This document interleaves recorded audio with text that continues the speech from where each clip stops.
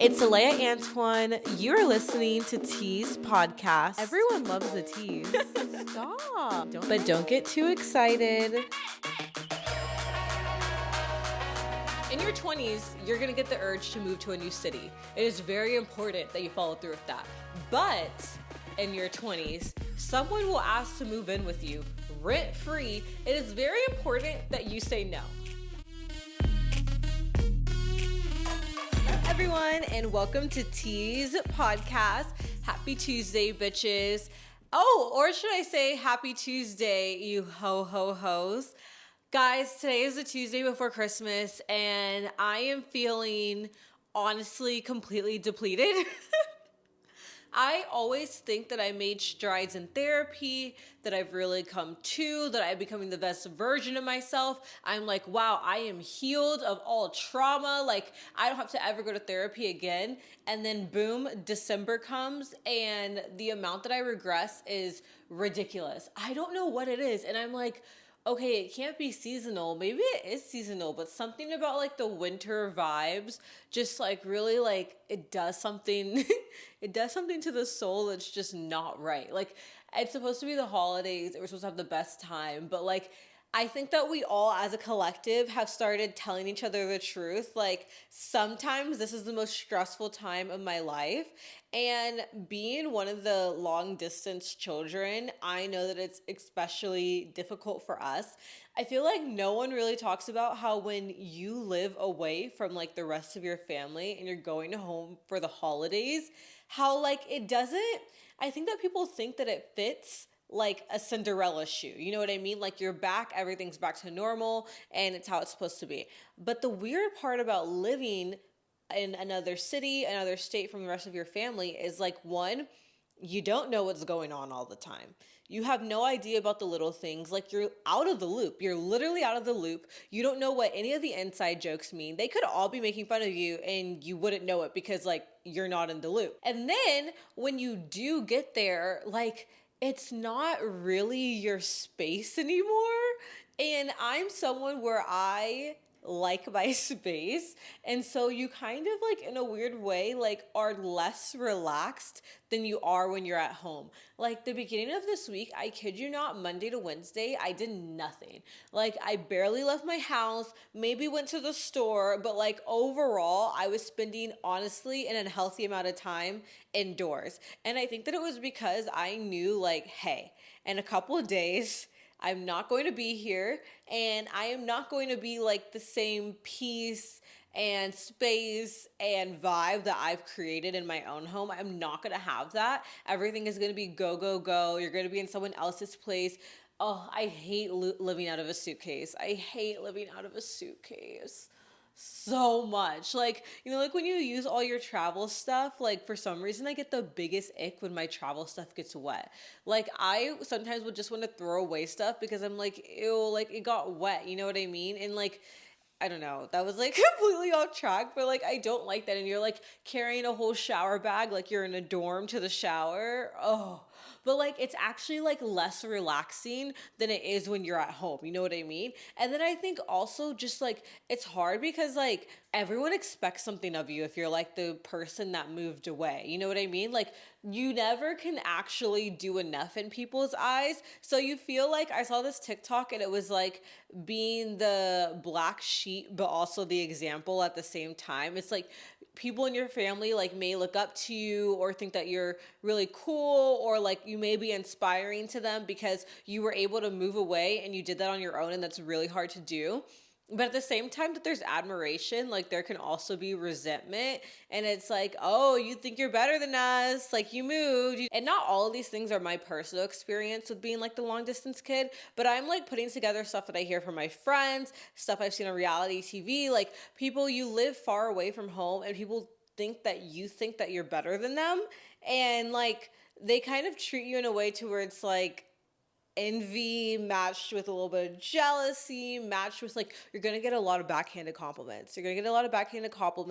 and it's crazy because in your new city you're like completely normal. Like if you ask your friends in your new city, tell me about you, they're gonna be like, oh, she's this, and it's like pretty normal. But when you go home everyone from home is like, oh, she's over the top, or she likes to be away. Like, there's like a completely different description of you as a person because you just like don't fit in where you came from anymore. You know what I mean? Like, as much as you can still have those roots, like Texas will always be where I'm from, and like I do feel like at home there in a way.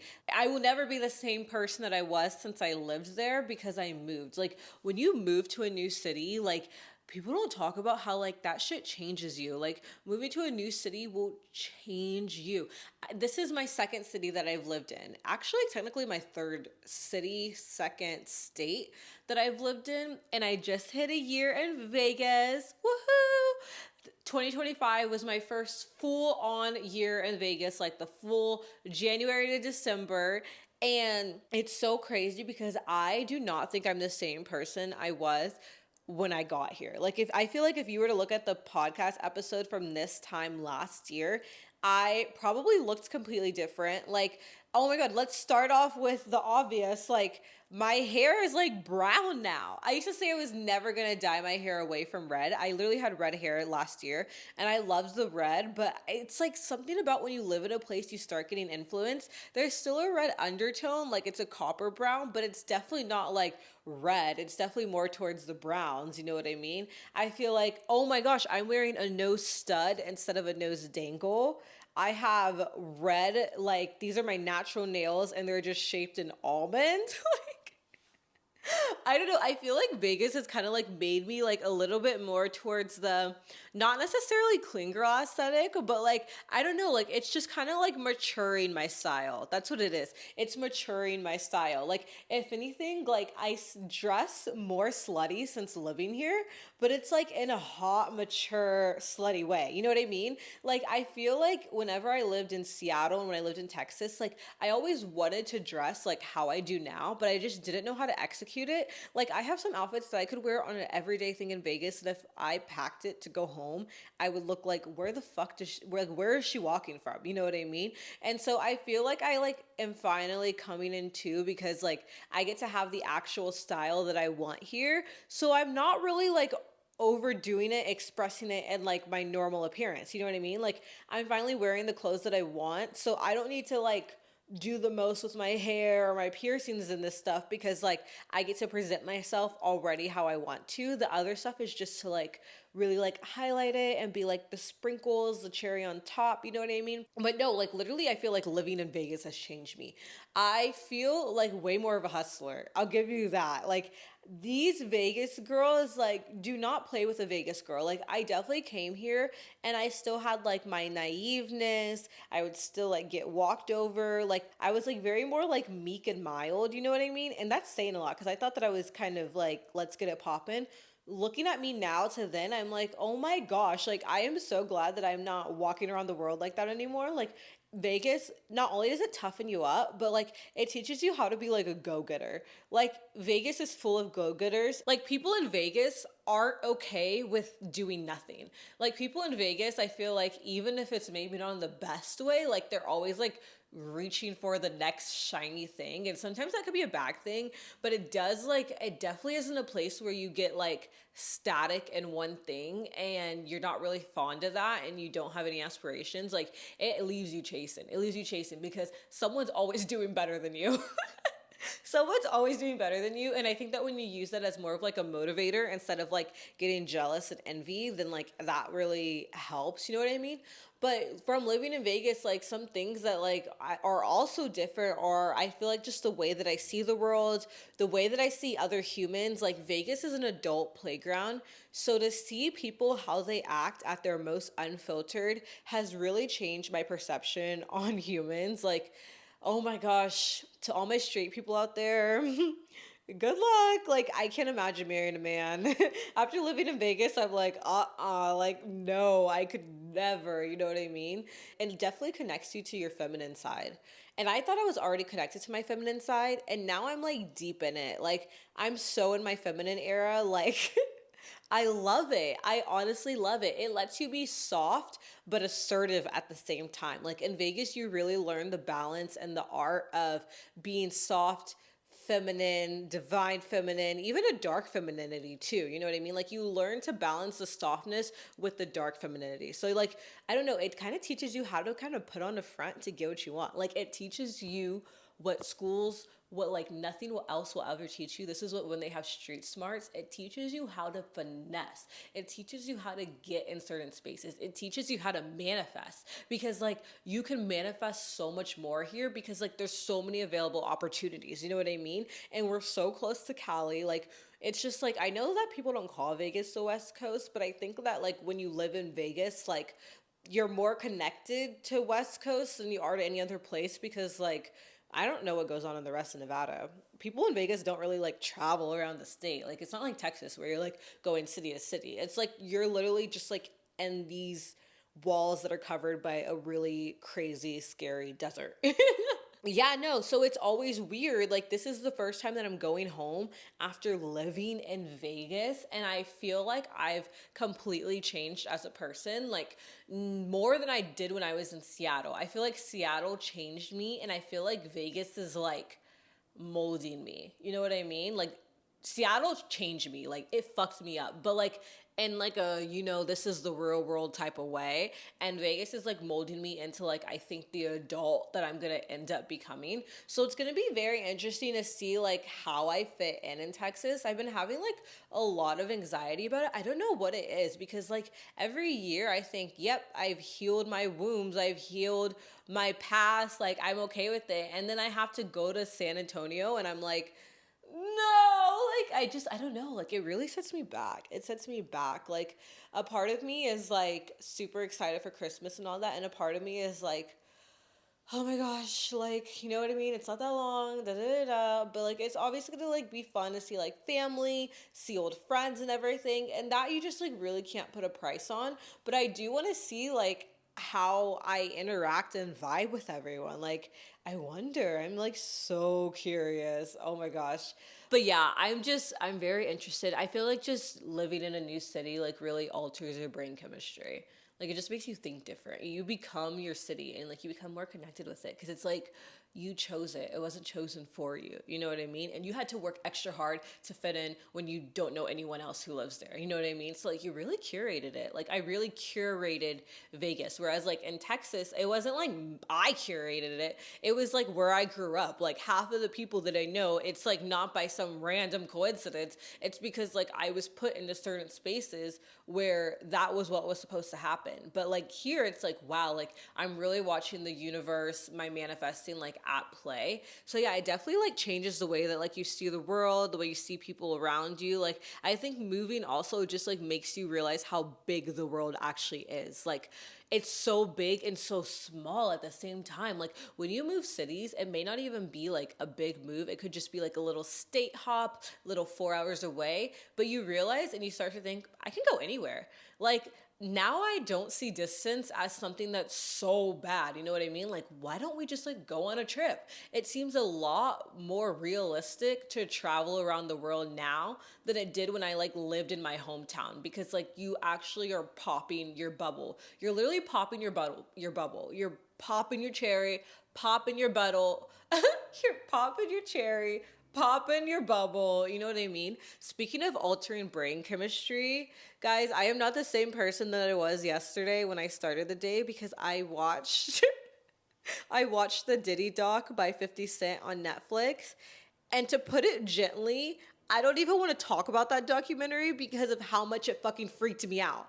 Like it actually freaked me out so much. It was so crazy because like I've heard of all these artists. I know of all these artists. That was like during like when my mom was like partying and like in her 20s, you know what I mean, was when that was going on. So to learn the lore, the backstory, and like the dark side, like I literally saw TikToks of people where like me waking up in the middle of the night making sure I don't hear a noise and it's Diddy. Like that's how I feel. Like I'm done talking about this because like that it shook me. But I think that you should watch it. But like everyone has been saying, 50 Cent has showed me that like I'm not enough of a hater. I thought I was a hater. I'm gonna get better. I'm gonna get pettier. You know what I mean? Like, and it really shows me that being a hater doesn't have to be a bad thing. Being a hater can actually be a good thing. Like expose the truth. I am a journalist just letting you know who the fuck this person actually is. You know what I mean? But yeah, no, literally, I knew that it shook me to my core because right after I finished it, I had to turn on. Meghan Markle came out with Meghan Sussex. I apologize. I love With Love Meghan. I love watching that. And they had a With Love Meghan Christmas special. So literally, I finished the Diddy doc and I was like, I need some serotonin. I need some THC. I need to see the light side of life, how beautiful life can be. I watched that I guess it would be a documentary. It's like a Christmas special. I watched it like twice. It was so good. I don't even know if it was so good or if it soothed my pre-Christmas brain and it soothed my post watching the Diddy doc thing. But go support Meghan. We love Meghan. My dream, honestly, has now shifted from so many things to I don't care what it takes. I'm going to become as successful as I possibly can be so Meghan Sussex can pick me to be on With Love Meghan. Like, guys, I want to be on With Love Meghan so bad. Like the food that she makes, like I have a side of me that's like could be on reality TV like Bravo. Like guys, you know how people always say like what's your big dream? What's your big dream? Like, you know what I mean? When I was little, I wanted to either be a track star or I wanted to be on reality TV after watching Basketball Wives LA. Like I just wanted to be like I remember there was this girl Drea and she was a video vixen and I feel like that's why I love Vegas because I get to like live out my 2000s coded video vixen self. You know what I mean? Like I just like love like the like 90s, 2000s aesthetic. I think it also just fits me. I feel like, you know what I feel like it is? I feel like your body and your own vibe tells you like where you should live. I know people have been saying that, but I really think it's true. Like, guys, I don't have like a lot of curves. I really don't. Like, I'm fighting for my life to stay in my extra small. And so I feel like Vegas is really good for me because, like, that can be, it's not our beauty standard here. It really isn't. But it is like a beauty era that, like, fits here well. We're not the beauty standard here, my type of build, but we are, like, doing it well. You know what I mean? Like, the whole 2000s, 90s skinny, like, West Coast type of thing is like really easy to fit into. So I really do love that. I probably would fit in better in Cali though, based on that part. But like I remember seeing Basketball Wives LA. There was this girl Drea, and she was like the youngest one out of all of the group of WAGs, wives and girlfriends of basketball players. She was like one of the younger ones, and she like was low-key rich, and everyone like was like, she's only rich because she did bottle service, she was a video vixen, she does like modeling like for Playboy, da da da. And I'm like, wait a minute. I would love to be a bottle server at a good club in Vegas, a video vixen. Like, they're living my dream. That maybe that's why I was a communications major in college, because like I literally could not see myself like going a typical like corporate route, like work way up through this. Like my plan is to just like do the cool like shit, you know what I mean? Where you eventually just like network your way into society. That is the plan. That is the goal. And honestly, some people are like, how's that working out for you? Pretty well, girl. Pretty well, because I moved to a place that fits that. I think that you guys should all like write down what you like want and then see what city fits that. I'm sure that you could tell ChatGPT what you want in a city, what your aesthetic is, what your even beauty standard is, because like you don't want to go to a place where you're a 5. You want to go to a place where you're a 10. You know what I mean? And then it would probably tell you, hey, I think this city would be good for you. People should start doing that. Like, honestly, I had no business living in Seattle. Like, I liked learning from it, but like, it was not my vibe. I have met other people that where I'm like, you would love Seattle. Like, the fact that you haven't lived there, I know that you would slay, slay, slay. Me, I had to get the fuck out, but I think that you would do really well. You would do really well. Like, you got that over me. You know what I mean? But yeah, so I think that will just help you like find out what city's meant for you. It reminds me of that trend that's going around that I really need a hop on, where it's like, in your 20s, someone will blank and you should say yes or you should say no. Like in your 20s, you're going to get the urge to move to a new city. It is very important that you follow through with that. But in your 20s, someone will ask to move in with you rent free. It is very important that you say no. That is my model that I've learned from moving to my cities, is that. Wait, I need to really write that down on a piece of paper. That should be on a poster board. In your 20s, you will get the urge to move to a new city. You should say yes. But in your 20s, someone will ask to move in with you rent free. It is very important that you say no. If you do these two things, you can save yourself a whole lifetime of the freaking shit that I've dealt with.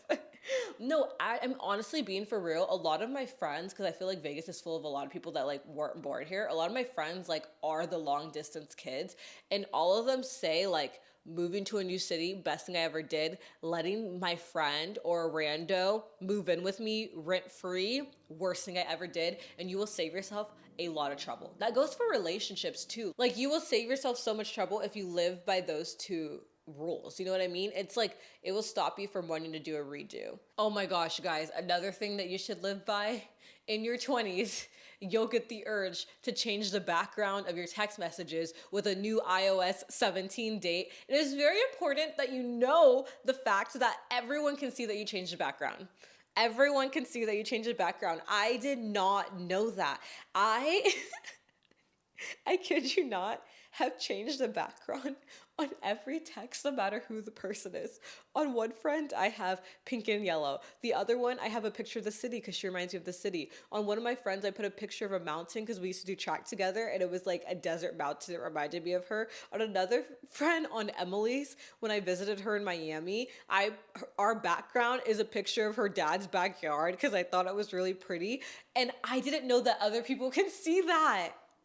I probably look like such a creep, and I only found out because my friend made a birthday text message, a group text, and she has a very like dark feminine aura. Like she's a Sagittarius, winter coded, you know what I mean?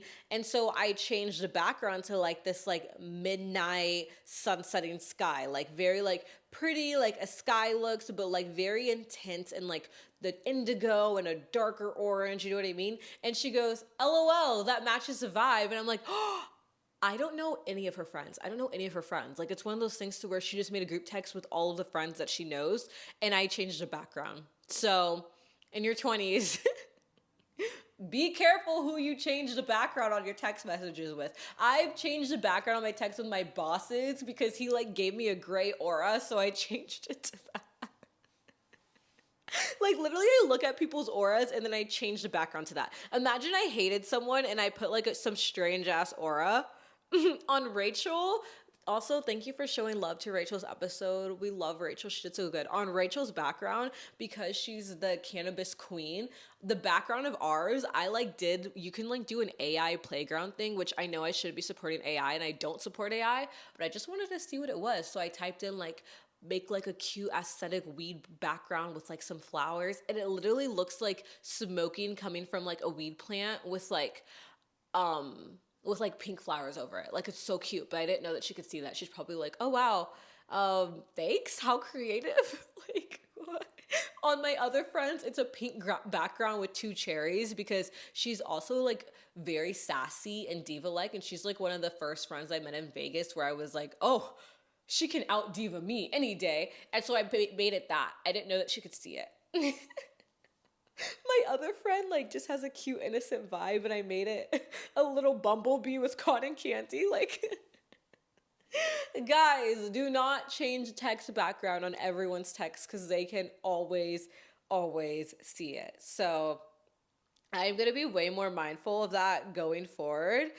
Oh my gosh, speaking of going forward, we're going into 2026.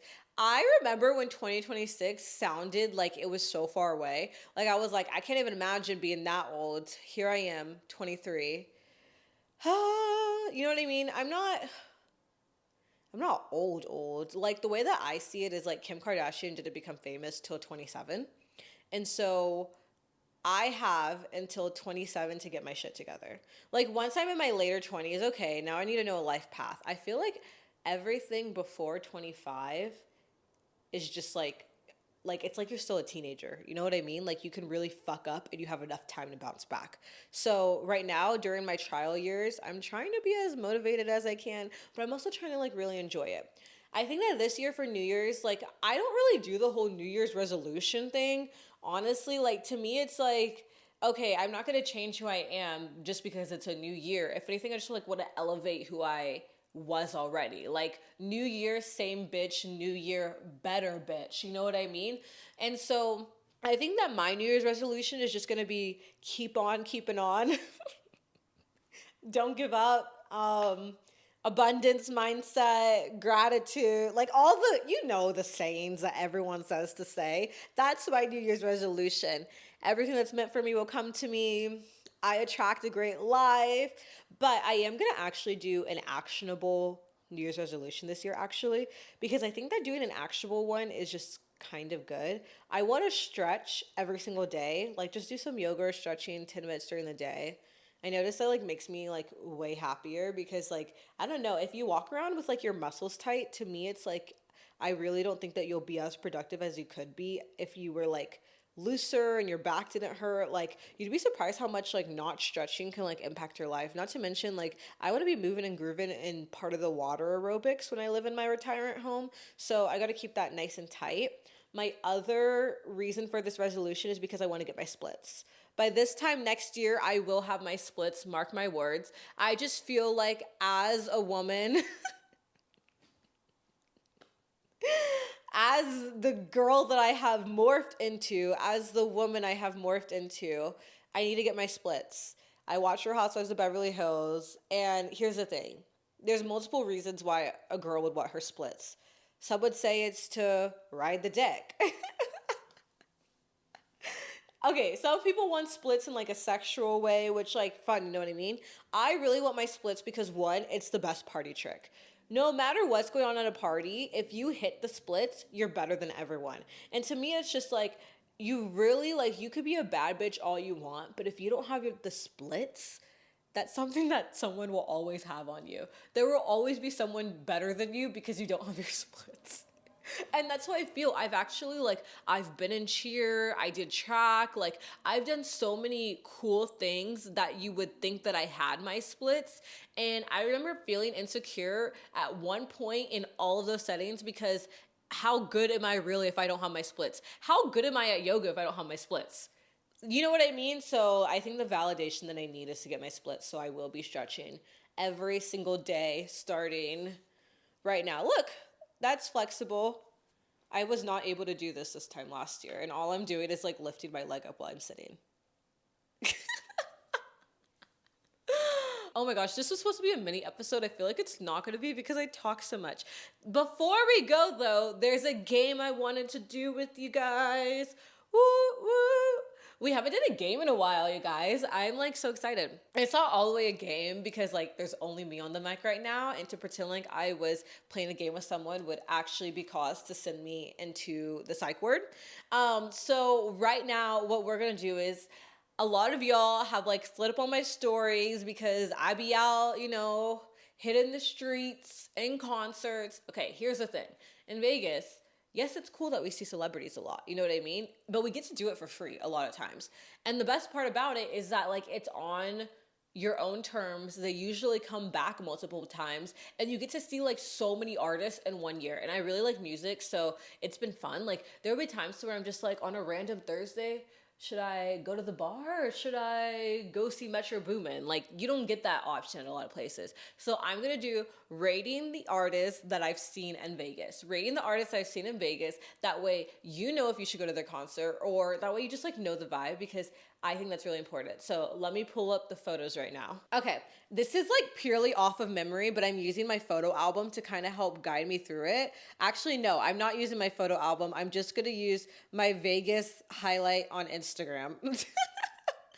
These Instagram highlights are so good. I've been seeing people post their Spotify Wrapped. Okay, the first person I saw in Vegas was Sway Lee. I would rate Sway Lee a 9 out of 10. He had a really good performance. He had so much energy. Honestly, I'd give him a 10 out of 10. 10 out of 10 for Sway Lee. He had so much energy. He was like super into the crowd. Like you could just tell that he loved his job. Then I saw Janae Aiko. I would give Janae a 7 out of 10.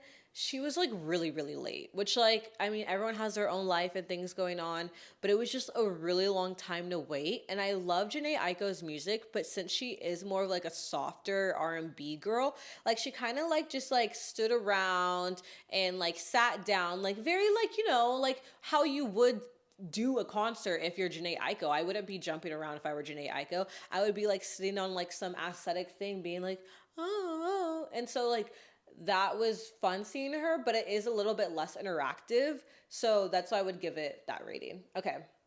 Next, who did I see? Dom Dalla. I don't really remember Dom Dalla.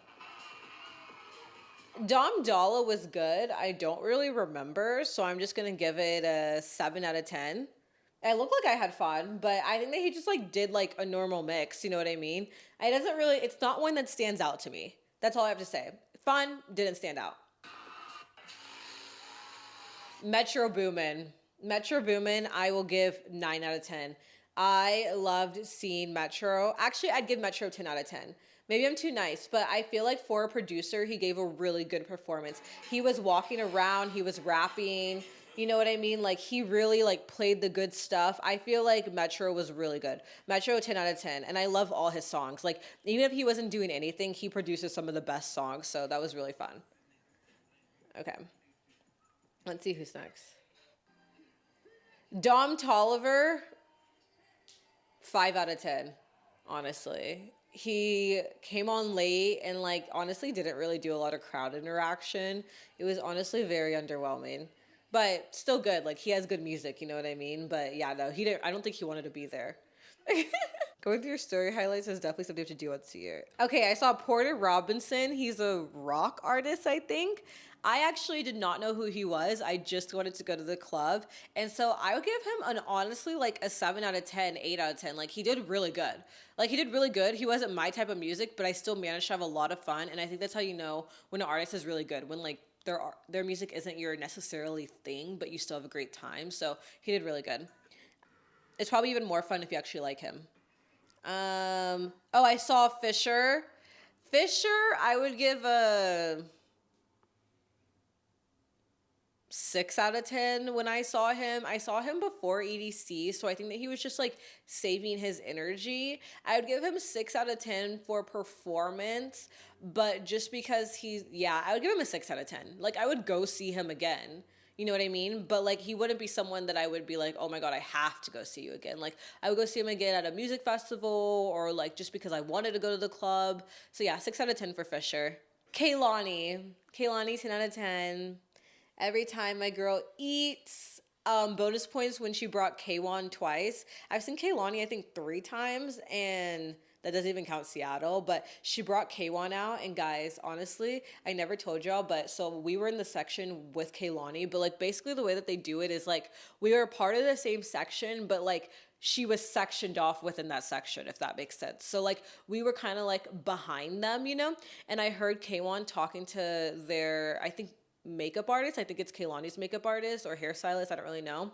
And the hairstylist was like, oh, don't pretend like you ain't with that. Like don't pretend like that's not your type. Like don't pretend y'all aren't together. And Kaylani was like, ha ha ha ha ha. And then she was like, girl, and then the makeup artist was like, girl, everyone knows. And K1's like, nah, like, you know, you right. And so I actually knew when they were official before everyone else. I knew when they were official before everyone else because I was listening. Oh my God, The Weeknd and Playboy Cardi. Playboy Cardi, I give a freaking 5 out of 10, honestly.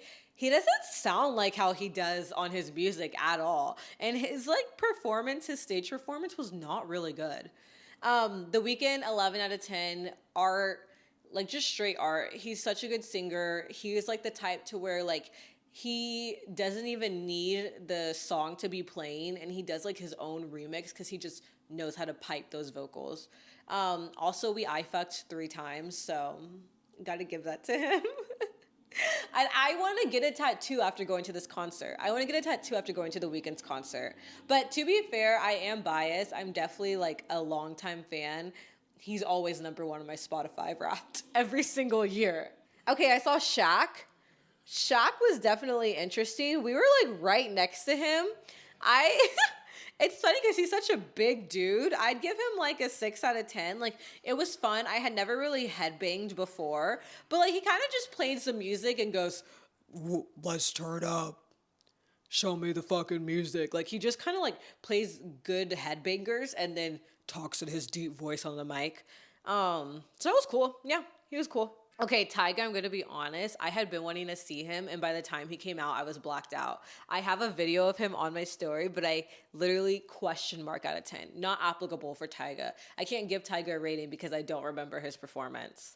But I mean, I was drunk, so that's a good thing. But I don't think I really even was paying attention. So do with that what you will. I feel like Tyga's just a good person to like go see for the nostalgia. You know what I mean? Who else have I seen?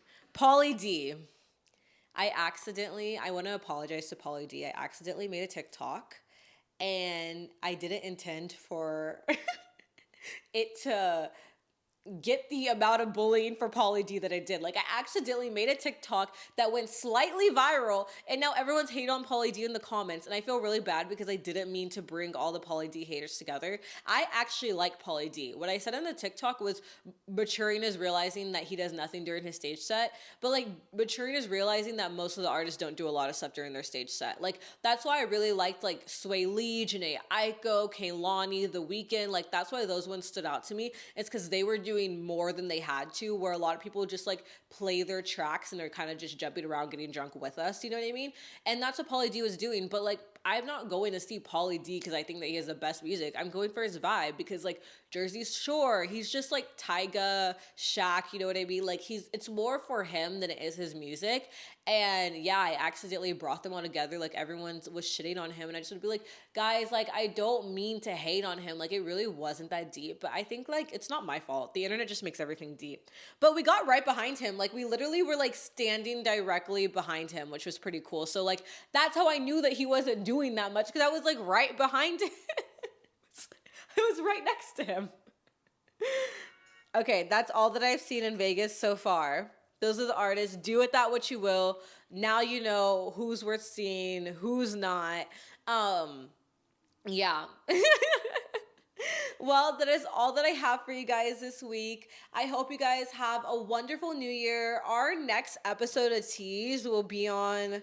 I can actually let y'all know the date right now because I want to make sure it doesn't get confusing for the holidays. So the next episode of Tease will be on January 12th. We're going to have a holiday break for like 2 weeks. So January 12th, Tease will be back. And maybe back earlier, honestly. If I'm like on and poppin', then I might just hit y'all with the January 5th one. You know what I mean? But right now I'm saying January 12th. Stay tuned. Be sure to rate and review. Please 5 stars. Guys, I know there's a lot of y'all that listen to this. It wouldn't hurt you to just give it a thumbs up and rate it 5 stars on Spotify and Apple Music. Like, please, come on. I have enough haters. I need the teasers to stick up for me. Subscribe on YouTube at Tease Podcast, at Tease Pod on Instagram, Tease Podcast on everything else, like TikTok has been on and poppin'. And I will see you teasers next Tease Tuesday. I love you guys. Bye.